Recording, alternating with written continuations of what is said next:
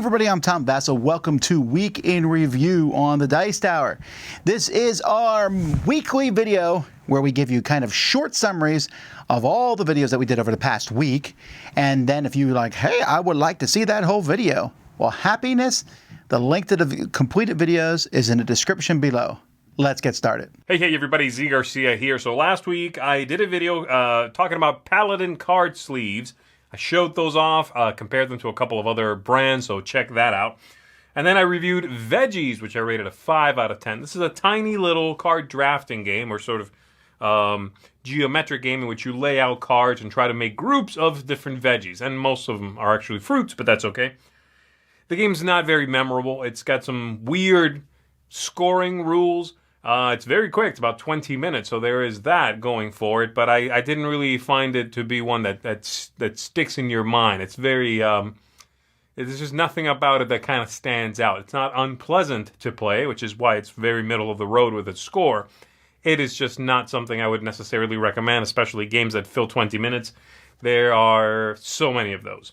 I reviewed Moving Pictures, which I rated a 7.5 out of 10. This is a two-player cooperative game in which you must play in silence, and you are arranging cards to tell a story in a movie. So you're arranging your scenes. Each of those cards might have a special ability, and you need to make sure when you are done, your cards are played out and your partner's cards are played out, that they are lined up numerically so the scenes make sense. It's a very tricky game. It's a very different game. I think it works well. You do play 3 rounds, and I don't tend to like games that just sort of reset and repeat themselves.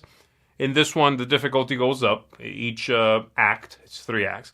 But I do like the gameplay. I think it's clever and handles what it's doing very well. Plus, it's got really cool artwork.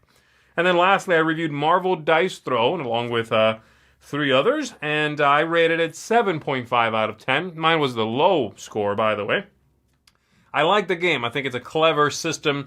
I think it is the reason it drops for me a little bit is because it's a bit of a mashup, an slightly uncomfortable mashup between luck and a decent amount of rules. A lot going on, a lot to keep track of. You don't always feel like you are crushing your opponent because you are doing better, and the games are very tight anyway. Sometimes it feels like you won because you had one very bad, unlucky roll out of the 8 times or so you went for Yahtzee, right?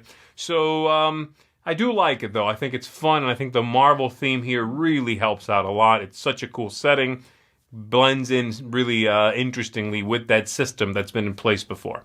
So there you go. That's it for me. I'll see you on the next one. This week I reviewed the game Sushi Go Party, a card drafting game for 2 to 8 players who'll win points by collecting different types of sushi from round to round. Its replayability is one of its core values, although its box, insert, and board are a little bit awkward. I gave this one an 8.5 out of 10, so go on and give it a try. Hey everybody, Chris Yee here. This week I did a few reviews. I took a look at the solo mode for Red Rising. Only a year late, but this is a solo mode for a game that I'm still playing now a year after it came out because I find the solo mode that compelling. In fact, I'm only going to play it solo from this point on, and so I gave that an 8.5 because I recommend that. It's actually even worth buying, I think, for just the solo play.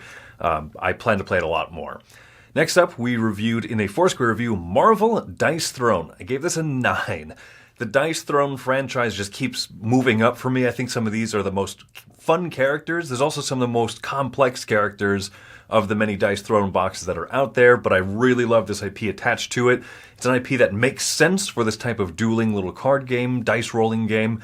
It's a great core system, great with the IP. So those are the 2 reviews I did. I also did a top 10 list, 6-player games. This is the correct 6-player game list. Tom, Mike, and Z did another group one, so I wanted to do one on my own, as well as a board game story of Kemet, Blood, and Sand, where we just kind of narrated a cinematic representation of the game. So that's been my week.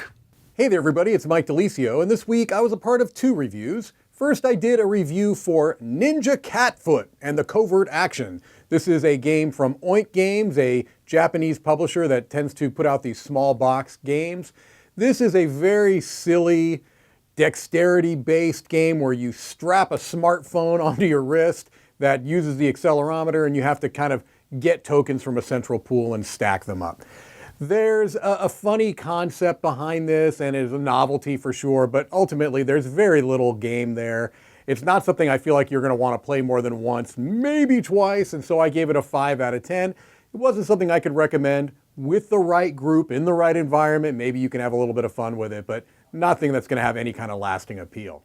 And then I was part of a Foursquare review for Marvel Dice Throne. I gave this a 9 out of 10, a excellent, excellent game. I already really like Dice Throne. It's in my top 100 games of all time, and I feel like even not being the biggest Marvel fan in the world, I really, really love what they did with this. I feel like the thematic ties between the Marvel characters using that core Dice Throne system works really, really well. And so I'm all in on this one. I'm very excited to continue to play with these characters, even incorporate them into other Dice Throne games, maybe play some of the other characters versus the Marvel characters. I'm really, really happy with how they approached this product. So that's it for me this week. Let's keep it moving. Okay, so for me, first of all, we have Kloak, spelled with a K, with no fun involved.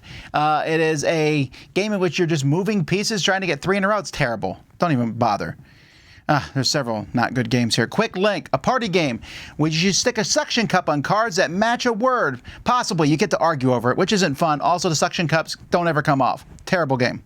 The first one was a 3 out of 10. That's a 4 out of 10 for Quick Link. Freight Cars also, unfortunately, is a 4 out of 10 because the endgame scoring cards are broken. It doesn't look good. It's not particularly fun to play. It's unfortunate because I wanted to like it. Glory Islands. This one I gave a 6 to. This one's a very forgettable game, unfortunately, where you play cards and move around an island, get some points. But there's just not a whole lot there to make me want to come back for repeat playings. I took a look at the newest Marvel Legendary set I gave from Doctor Strange. I gave it a 7. That's actually low for Marvel Legendary because I love Marvel Legendary. This is a lot of characters I consider to be support characters. Comes with artifact cards, which you get to keep in front of you, then discard.